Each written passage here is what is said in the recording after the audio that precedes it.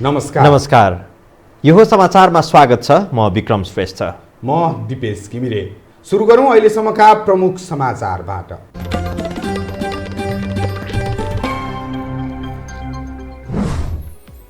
सेना र सशस्त्र प्रहरीका अस्पताल कोरोना संक्रमितको उपचारको लागि तयारी अवस्थामा, परीक्षण देशभर तीव्र पारेको स्वास्थ्य मन्त्रालयको दावी।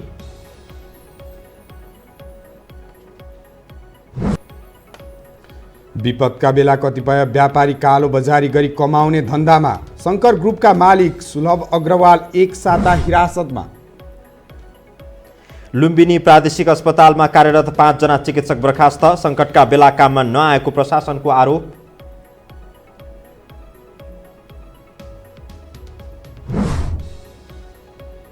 कोरोना भाइरसका कारण विश्वभर 1.25 अर्ब मानिसको रोजगारी प्रभावित हुने, अमेरिकामा 43% रोजगारी कटौती हुने।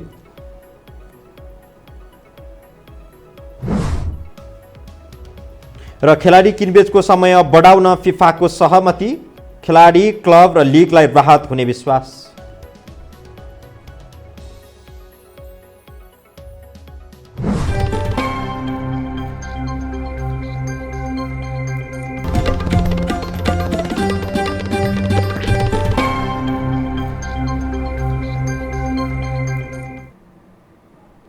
अब समाचार विस्तारमा। सरकारले नेपाली सेनाको छाउनी अस्पताल र बलम्बस्थित सशस्त्र प्रहरी अस्पताल कोरोना संक्रमित बिरामी राख्नका लागि तयार भएको बताएको छ। नियमित पत्रकार सम्मेलनका क्रममा आज स्वास्थ्य मन्त्रालयले दुवै अस्पतालमा 100 भन्दा बढी बेड र 6 वटा सघन उपचार कक्ष तयारी अवस्थामा रहेको जानकारी दिएको हो। मन्त्रालयका प्रवक्ता डाक्टर विकास देवकोटाले जुनसुकै बेला बिरामी राख्न सकिने जानकारी दिनुभयो। उहाँले पछिल्लो 24 घण्टामा स्वाबको नमुना सङ्कलन गरिएका 570 जनाको रिपोर्ट नेगेटिभ आएको पनि बताउनु भएको छ। उहाँले बुधबारसम्म 2366 र उपत्यकामा 1965 वटा र उपत्यका बाहिर 401 जनामा परीक्षण गरिएको जानकारी दिनुभएको छ। अहिलेसम्म 1796 जनाको परीक्षण गरिएको र उपचाररत 8 जनाका परिवार तथा सम्पर्कमा आएका व्यक्तिहरूलाई कन्ट्याक्ट ट्रेसिङको काम सकिएको मन्त्रालयले जनाएको छ।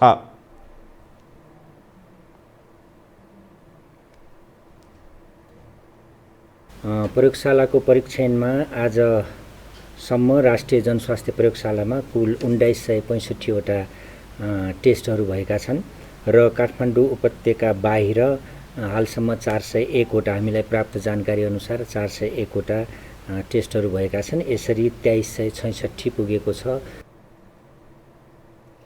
प्रवक्ता देवकोटाले कैलाली र कञ्चनपुरबाट मात्रै 198 जनाको ऱ्यापिड किट र स्वाबको नमुना सङ्कलन गरिएको जानकारी दिनुभयो। अछाम, जुम्ला र सुर्खेत लगायतका जिल्लाबाट 802 वटा नमुना सङ्कलन गरिएको प्रवक्ता देवकोटाको भनाइ छ। दिपायलमा बुधबार 300 भन्दा बढी नमुना सङ्कलन गर्ने उद्देश्यका साथ टोली परिचालन गरिएको छ। उपत्यकामा 12 र उपत्यका बाहिर 122 गरी बुधबारसम्म 134 जना आइसोलेसनमा रहेका छन्। 8580 जना क्वारेन्टाइनमा रहेको स्वास्थ्य मन्त्रालयले जनाएको छ। नेपाली काङ्ग्रेसका सभापति शेरबहादुर देउवाले सरकारले घोषणा गरेको लकडाउनको पालना गर्न र सामाजिक दूरी कायम गर्न अपिल गर्नुभएको छ। विश्वव्यापी महामारीको रूपमा फैलिएको कोरोना भाइरस सङ्क्रमणबाट जोगिन सरकारले लागू गरेको आदेशको पालना गर्न र सामाजिक दूरी कायम गर्न सम्पूर्ण नेपालीलाई अपिल गर्नुभएको हो। सभापति देउवाले सीमापारी अलपत्र परेका नागरिकलाई उद्धार गरी क्वारेन्टाइनमा राख्न समेत सरकारलाई आग्रह गर्नुभएको छ। सरकारलाई पारदर्शी रूपमा स्वास्थ्य सामग्रीको खरिद गर्न र कति दिन लकडाउन गर्नुपर्ने हो त्यसको अध्ययन गरेर अगाडि बढ्न समेत सरकारलाई अनुरोध गर्नुभएको छ। नेपालीहरू सबै चाहिँ यसको सन्तुष्ट हुनेछन्। यसमा पनि सम्पूर्ण कुरा ट्रान्सपरेन्सी गर्नका लागि पनि अनुरोध गर्न चाहन्छु एकातिर भन्दिनँ। अर्को कुरा लकडाउन पनि कति दिन राख्ने हो, कति दिन आवश्यक छ छैन, त्यसको पनि व्यापक त्यो स्वास्थ्य कर्मीदेखि लिएर सबैसँग कुरा गरेर पनि यसमा चाहिँ यो जुन जनतालाई दुःख भइरहेछ त्यसमा पनि ध्यान दिनुपर्ने हुनसक्दछ। देउबाले सरकारले आशंका लागेका सबै नागरिकको परीक्षण गर्ने व्यवस्था मिलाउन तत्काल काम गर्नुपर्नेमा उहाँले जोड दिनुभयो। उहाँले स्वास्थ्यकर्मी, सुरक्षाकर्मी र सञ्चारकर्मीहरूलाई समेत उच्च सतर्कता अपनाएर काम गर्न आग्रह गर्नुभयो।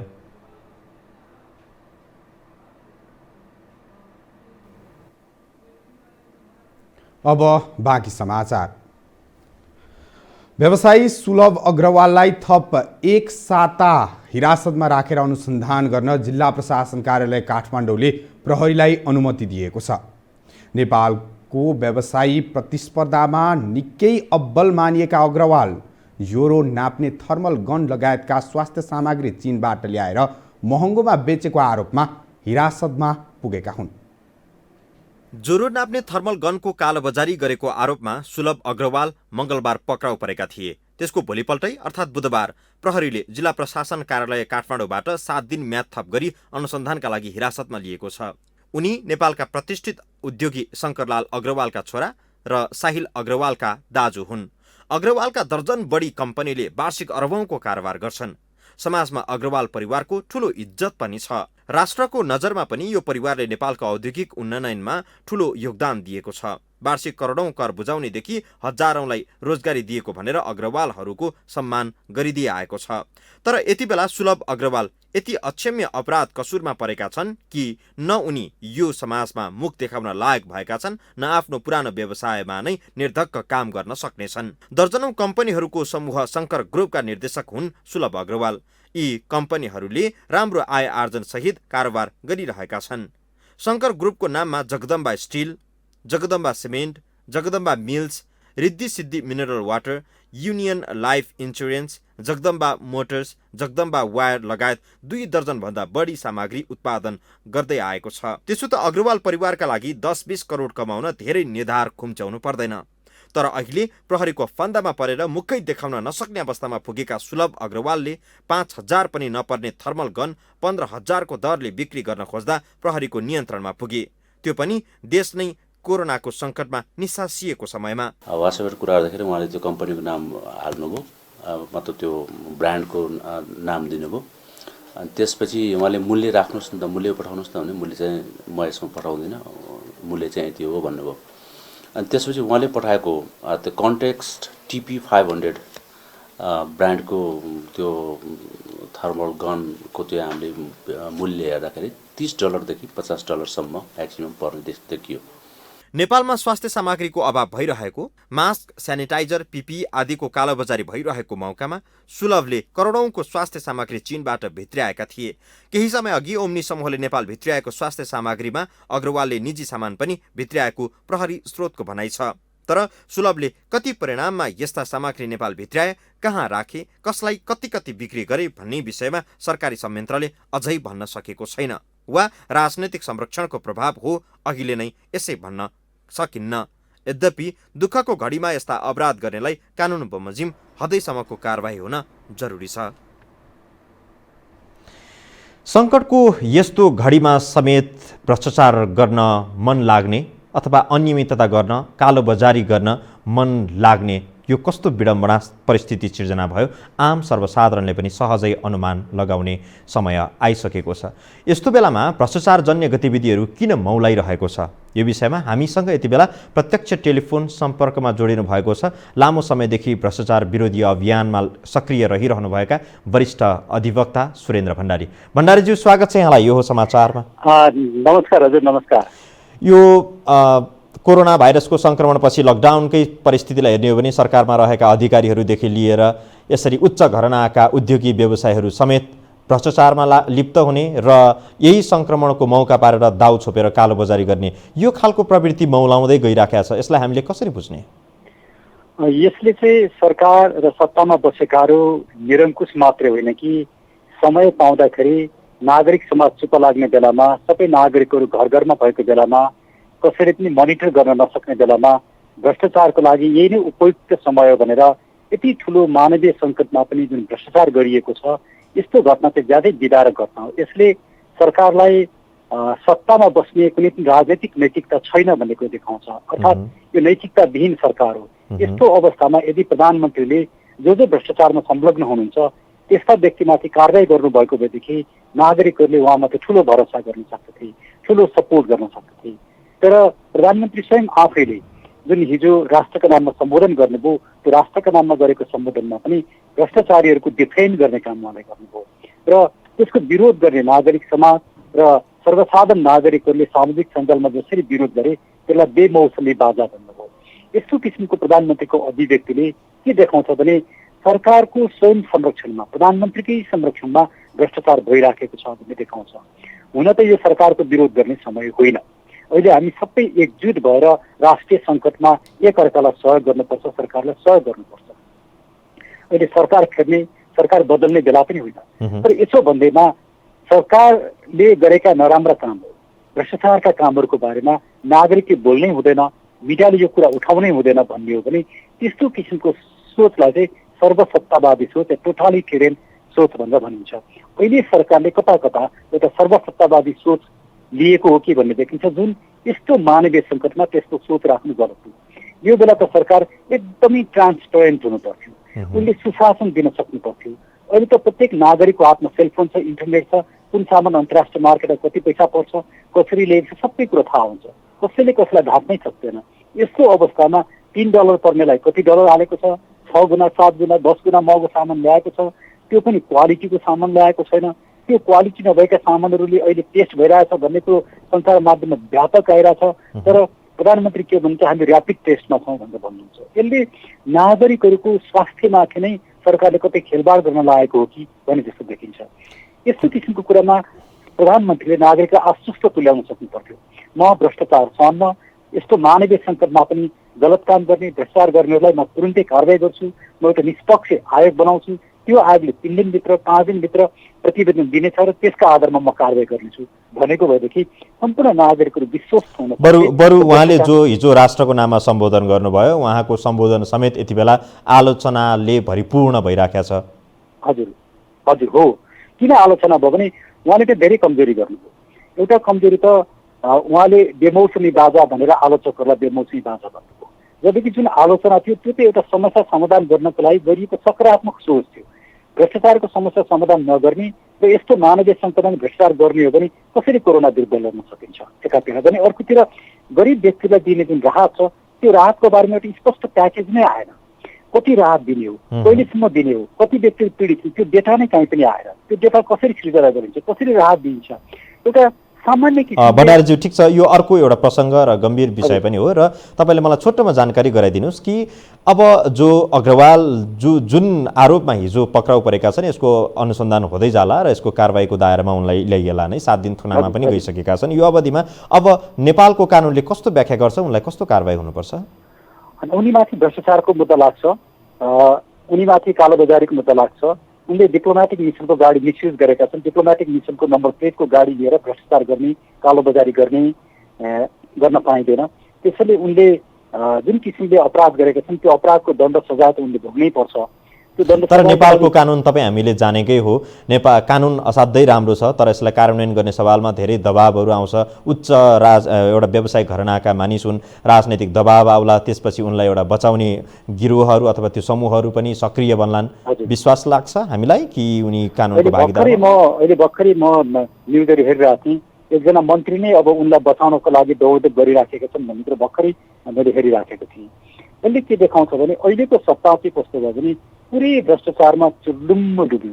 जे गर्दा पैसा कमिन्छ त्यो गर्ने र सत्तालाई प्रयोग गरेर आफ्नो दुनो सजाउने, पैसा कमाउने, नागरिकहरूलाई ठग्ने, छल्ने, त्यस किसिमको यो सत्ताले राजनीतिक चरित्र नै गुमायो।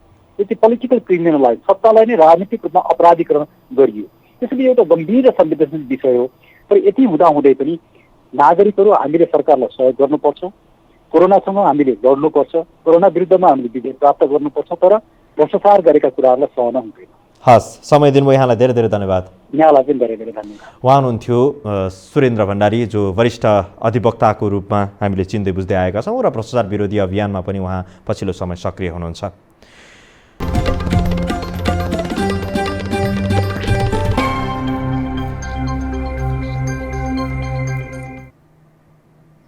विश्रामपछि स्वागत छ। अब बाँकी समाचार। लुम्बिनी प्रादेशिक अस्पताल बुटवलमा कार्यरत 5 जना चिकित्सकलाई बर्खास्त गरिएको छ। कोरोना संक्रमण रोकथाम र उपचारमा खटिनुपर्ने कठिन परिस्थितिमा ड्युटीमा नआएको भन्दै प्रदेश 5 को सामाजिक विकास मन्त्रालयले चिकित्सकलाई कारबाही गरेको हो।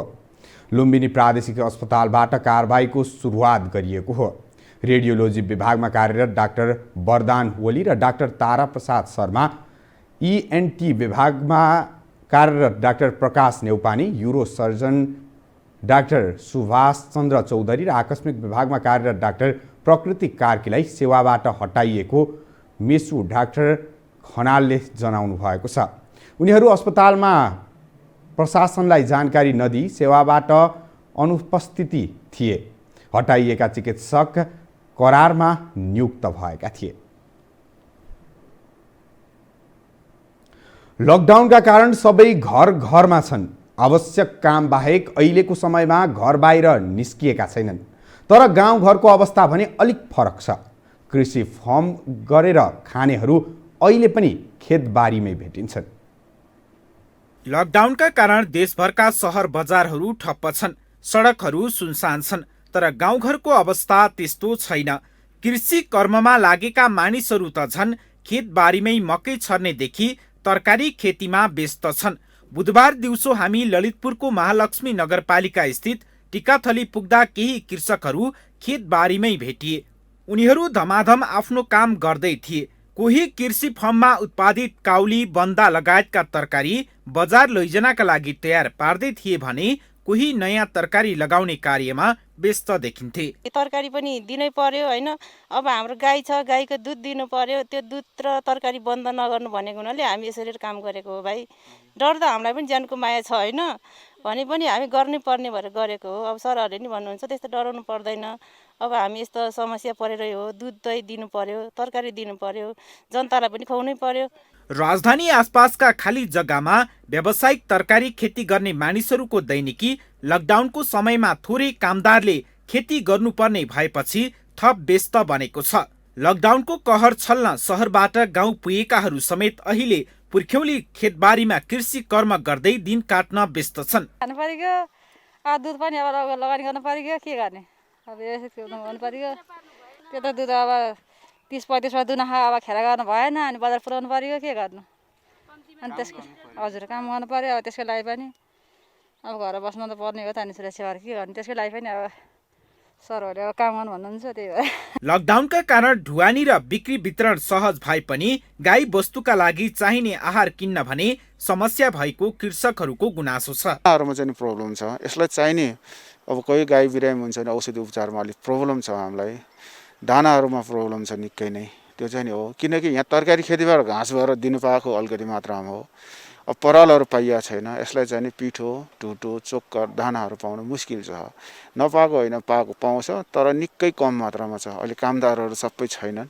त्यो कारणले चाहिँ दुःख चाहिँ छ अलि। गाउँघरमा नयाँ मानिसहरू समेत हत्तपत्त नपुग्ने भएकाले लकडाउनको धेरै ठुलो असर छैन। यसका साथै नियमित जीविकोपार्जनका लागि समेत मौसमी बाली लगाउने र उब्जाउमा खटिनुपर्ने बाध्यता कृषकहरूलाई छ। गाउँघरमा नयाँ मानिसहरू समेत हत्तपत्त नपुग्ने भएकाले लकडाउनको धेरै ठुलो असर छैन। यसका साथै नियमित जीविकोपार्जनका लागि समेत मौसमी बाली लगाउने र उब्जाउमा खटिनुपर्ने बाध्यता कृषकहरूलाई छ। क्यामेरामा सञ्जय घिमिरेका साथमा सम्वेक बस्नेत, ललितपुर। दर्शकवृन्द, लकडाउनको समयमा धेरैजना अहिले घरभित्रै बसिरहनु भएको छ। यस्तो अवस्थामा समेत ललितपुरको टिकाथलीका कृषकहरूका लागि भने उत्पादित तरकारी बजारसम्म पुर्याउने र नयाँ तरकारी रोप्नको लागि चटारो छ। क्यामेरा पर्सन सञ्जय घिमिरेको साथमा सम्वेक बस्नेत, ललितपुर।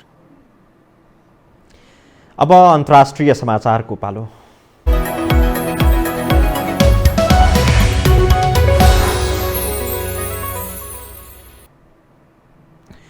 अन्तर्राष्ट्रिय श्रम सङ्गठन ILOले कोरोना भाइरसका कारण विश्वभर 1.25 अर्ब मानिसको रोजगारी प्रभावित हुने जोखिम रहेको बताएको छ।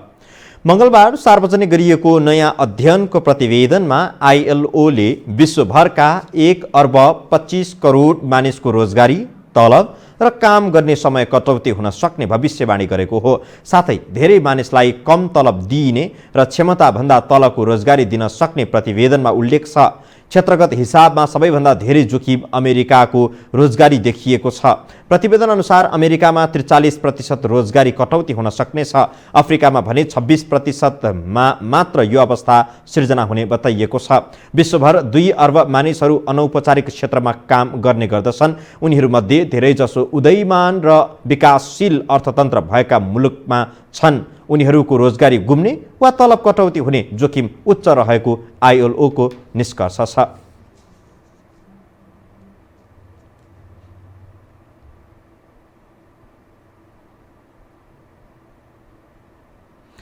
सामाजिक सञ्जाल ट्विटरका अध्यक्ष ज्याक डोर्सेले कोरोना संक्रमितको राहतका लागि 1 अर्ब अमेरिकी डलर उपलब्ध गराउने घोषणा गरेका छन्। डोर्सेले घोषणा गरेको रकम उनीद्वारा स्थापित स्क्वायर इनको लगानीबाट उपलब्ध गराउने बताइएको छ। ट्विटमा डोर्सेले आफ्नो सम्पत्तिको झन्डै 28% बराबरको रकम परोपकारी कार्य गर्ने गरी खोलिएको संस्था स्टार्ट स्मल LLCमा प्रदान गरेको उल्लेख गरेका छन्। फोर्ब्सका अनुसार डोर्सेको कुल सम्पत्ति करिब 33 अर्ब अमेरिकी डलर रहेको छ।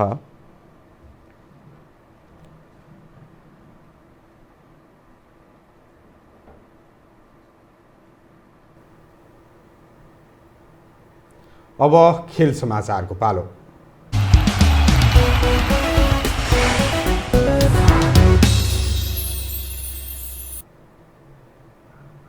विश्व फुटबलको सर्वोच्च निकाय फिफाले खेलाडीको किनबेचको समय बढाउने भएको छ। कोरोना भाइरस महामारीका कारण खेलकुद गतिविधि रोकिएसँगै फिफाले खेलाडीको किनबेच समय बढाउने भएको हो। त्यस्तै 30 जुनमा क्लबसँग सम्झौता सकिने खेलाडीहरूको सम्झौता पनि थपिने भएको छ। लिग र खेलाडीको सम्झौतालाई मध्यनजर गर्दै फिफाले खेलाडीको सम्झौता केही समयका लागि बढाउन सहमति दिएको हो।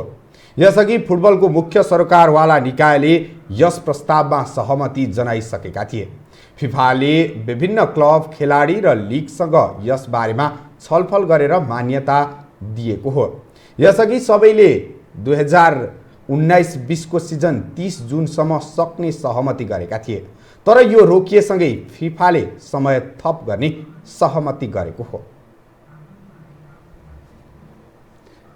खेल समाचारसँगै हामी यो समाचारको अन्त्यमा आइपुगेका छौँ। जानुभन्दा अगाडि प्रमुख समाचार पुनः एकपटक।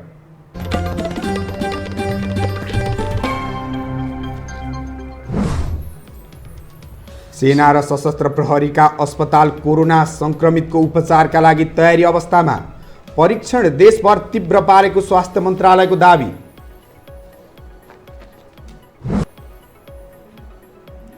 विपदका बेला कतिपय व्यापारी कालोबजारी गरी कमाउने धन्दामा, शङ्कर ग्रुपका मालिक सुलभ अग्रवाल एक साता हिरासतमा। लुम्बिनी प्रादेशिक अस्पतालमा कार्यरत 5 जना चिकित्सक बर्खास्त, सङ्कटका बेला काममा नआएको प्रशासनको आरोप। कोरोना संक्रमितका लागि राहत रकम जुट्दै ट्विटरका अध्यक्ष ज्याक डोर्सेले 1 अर्ब अमेरिकी डलर सहयोग दिने।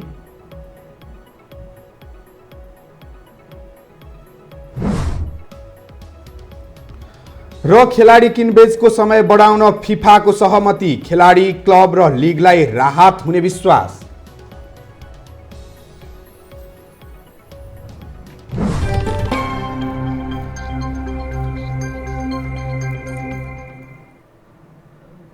हवस् त, यो टेलिभिजनको यो समाचार अहिलेलाई सकियो। समाचार बुलेटिनका साथै यो टेलिभिजनका सम्पूर्ण कार्यक्रम yohokhbar.com, युट्युब र फेसबुकमा पनि पढ्न र हेर्न सक्नुहुनेछ। मोबाइलमा यो टिभी एप डाउनलोड गरी हामीलाई प्रत्यक्ष हेर्न सक्नुहुनेछ। तथ्यसहितको निष्पक्ष समाचारका लागि हेर्दै रहनुहोला यो हो टेलिभिजन। नमस्कार।